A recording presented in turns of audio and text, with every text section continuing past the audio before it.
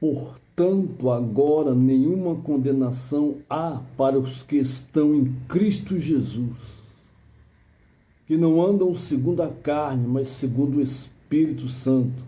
Porque a lei do Espírito Santo de vida em Cristo Jesus me libertou da lei do pecado e da morte, porquanto o que era impossível à lei, visto como estava enferma pela carne, Deus, enviando o seu próprio Filho em semelhança da carne, do pecado, pelo pecado, condenou o pecado na carne, para que a justiça da lei se cumprisse em nós, que não andamos segundo a carne, mas segundo o Espírito Santo, porque os que são segundo a carne inclinam-se para as coisas da carne, mas os que são segundo o Espírito Santo para as coisas do Espírito Santo, porque a inclinação da carne é morte, mas a inclinação do Espírito Santo é vida e paz.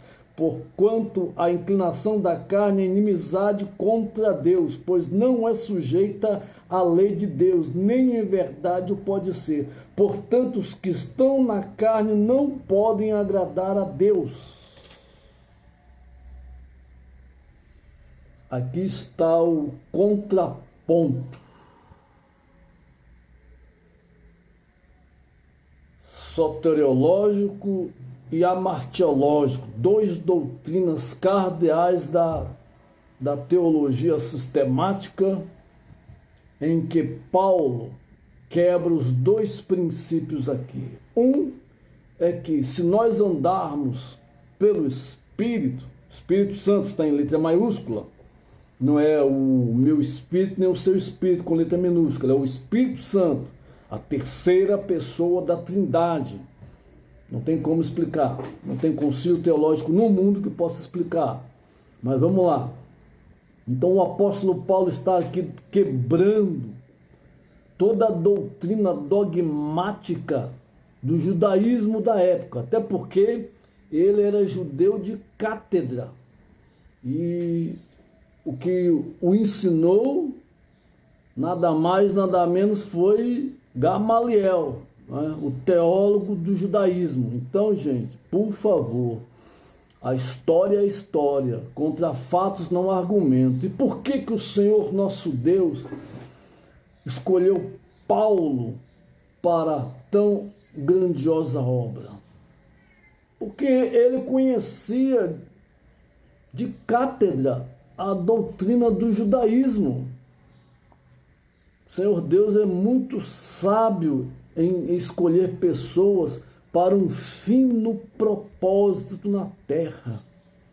Daí veio as cartas paulinas, das quais eu e você somos ricamente fortalecidos, edificados, revelados pelo Espírito Santo nas cartas de Paulo, que é o maior escritor do Novo Testamento. E em todas as suas cartas, começando pela carta aos Romanos, a qual eu acabei de ler, ele está refutando literalmente a doutrina dogmática farisaica dos judeus. Aí eles ficavam desesperados, tentaram de todas as formas, como assim fizeram com o nosso Senhor e Salvador Jesus Cristo, pegaram o apóstolo Paulo em algum ponto de desequilíbrio, mas Paulo era um varão aprovado pelo Espírito Santo. Diga-se de passagem, ele não foi literalmente um discípulo para depois se tornar apóstolo, porque segundo a doutrina apostólica, você só poderia se identificar como um apóstolo de Cristo se de fato e de verdade você teria andado, vivido com Cristo. E Paulo não foi esse.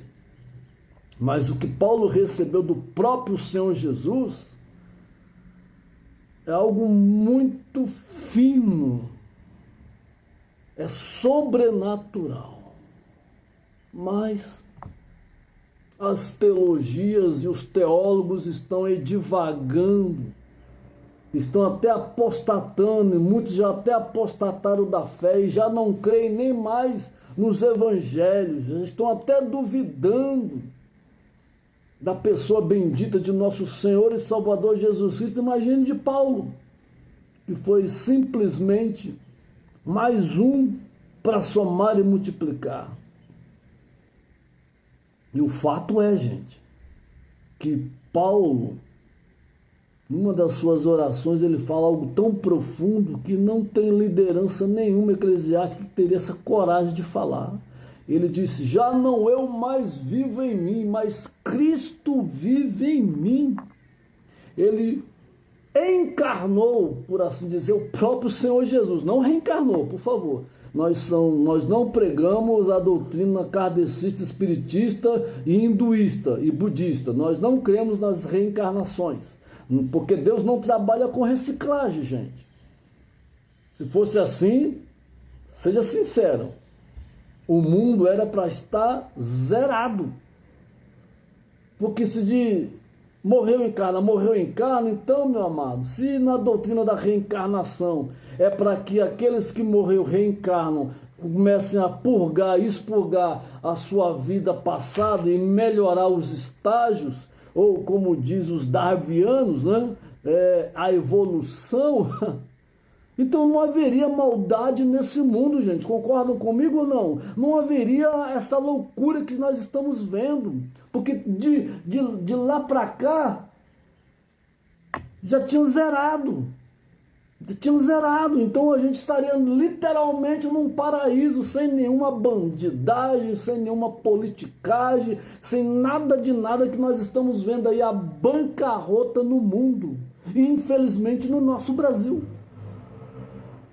Então Paulo foi escolhido a dedo, gente, para trazer essas revelações extraordinárias, não extrabíblica, como muitos têm aí seus livros auxiliares à Bíblia. Não, foi um chamado do próprio Senhor Jesus na virada da rua, onde ele caiu do cavalo ali, ficou cego e recebeu uma revelação direta do próprio Senhor Jesus Cristo e se tornou o maior escritor do Novo Testamento. Aí Paulo vem refutando, porque os judeus, infelizmente, até hoje, não aceitam Jesus Cristo como Messias. Em pleno século XXI, se você conversar com um judeu ortodoxo, você é perigoso até apanhar.